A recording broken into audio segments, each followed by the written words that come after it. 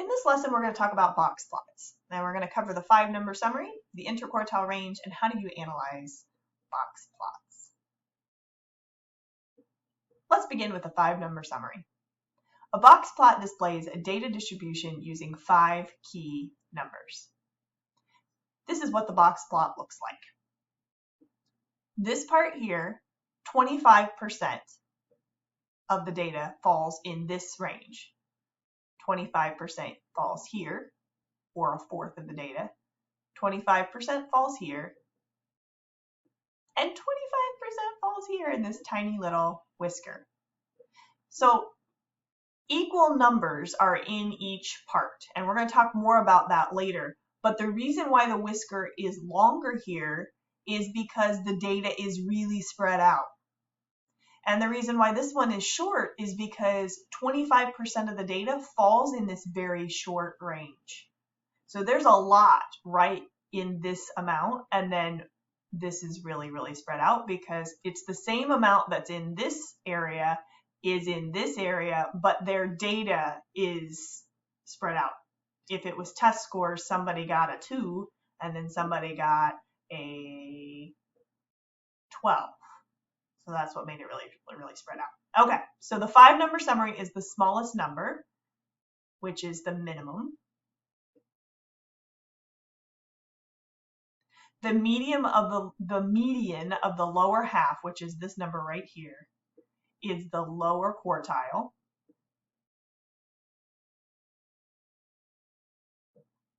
Sometimes people call it the LQ. The middle is the median.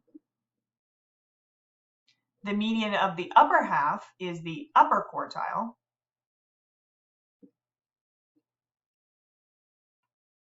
Spread it out a little bit more so you can see how to spell quartile. And then the largest is the maximum.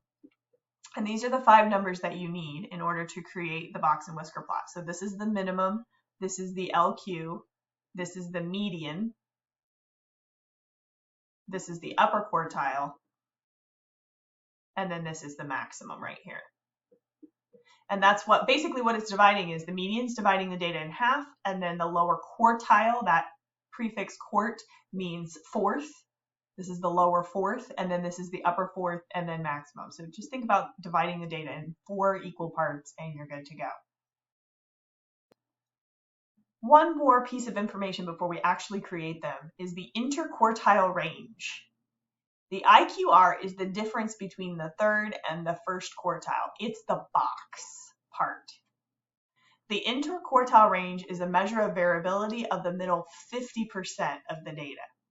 So the middle 50% is where most pieces of data are lying, and that's within the box. All right, so let's create them and we'll take a look at what all of these things mean. The following data set represents the number of hot dogs sold each day from a stand on Coney Island. So it looks like 1, 2, 3, 4, 5, 6, 7, 8 days we tracked how many hot dogs were sold on Coney Island. Use the data to create a 5-number summary, calculate the IQR, and draw a box plot. So the first thing you need to do is put the data in order, because right now it's an arbitrary, it's just based on, this is probably the 1st day, 2nd day, 3rd day. So it makes more sense to put it into order. So we're going to put it in order, and it's always good to cross it off as you put it in order so that you don't forget anybody. D1, and it looks like I have 2 55s. That's the mode. And then I have 62, 62, and 64. Okay, so that's the putting them in order. So the minimum is 46 and the maximum is 64. And we're going to have a dot on 46 and a dot on 64. And then all the rest of the data falls in between those two. Then we want to divide the data into 4 equal parts. So 1, 2, 3, 4, 5, 6, 7, 8. 1, 2, 3, 4, 5, 6, 7. Okay, just making sure. It's always good to count and then count how many you have. Just make sure you didn't leave anybody out. Okay, so I divided the data in half. So that means half of the data is above, half of the data is below. So the median is 55, because in between 55 and 55 is 55. And then I'm going to divide the data into fourths. So now there's 2 pieces of data in each set.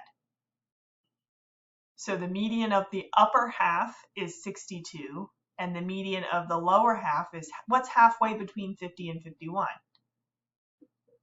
Did you say 50.5? You are right. You could add those 2 together and divide by 2 if you wanted to, but I hope you know that halfway between 50 and 51 is 50.5. Okay, so I'm going to plot all those points. So 46, 50.5, 55, 62. So here's a whisker, whisker, box, and the median. That's my box and whisker plot. The interquartile range is from 62 to 50.5, which is 12.5. So 50% of the data, this is 50% right here. So most of the hot dogs sold fall between 50.5, or at least I should say half. Half of the hot dogs sold fall between 50.5 and 62. So if I was a hot dog vendor, I would count on my days in Coney Island selling between 50.5 and 62 hot dogs. Sometimes it's more, sometimes it's less, but half of the time it falls in this range. That's what that means. In our last slide, we're going to talk about how you analyze the box plot that's already created for you. The box plot represents the number of minutes employees at TechTops spend on their commute to work, so driving to work. Use the information in the box plot to circle the statements that are true.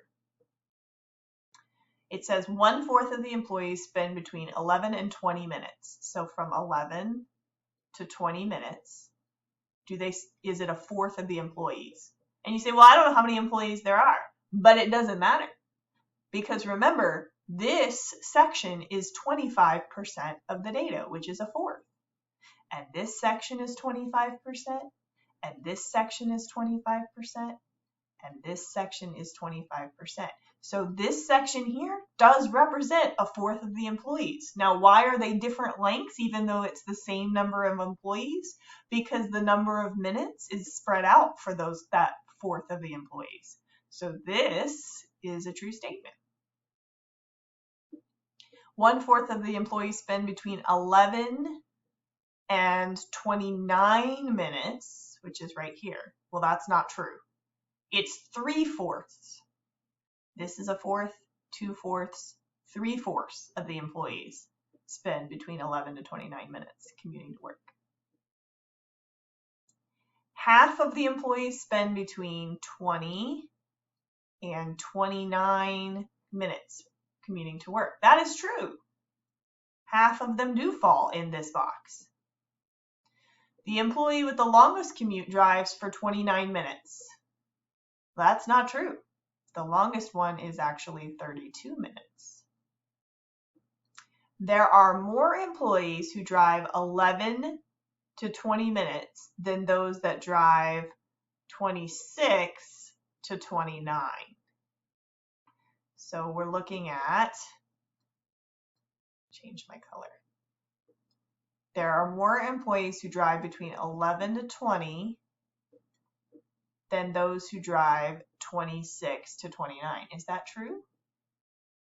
No, that's not true. It's the same number, Even though this is longer, it's just because one employee travels 20 minutes and another employee travels 11 minutes. This is still 1/4 of the employees, and this is still 1/4 of the employees right here in this section from here to here. It's still the same number of employees. It's just that this section is not as spread out because these guys all travel about the same amount of time to work, whereas somebody lives really close. And so it's making it more spread out. Hopefully you understand a little bit more about how to read box and whisker plots now.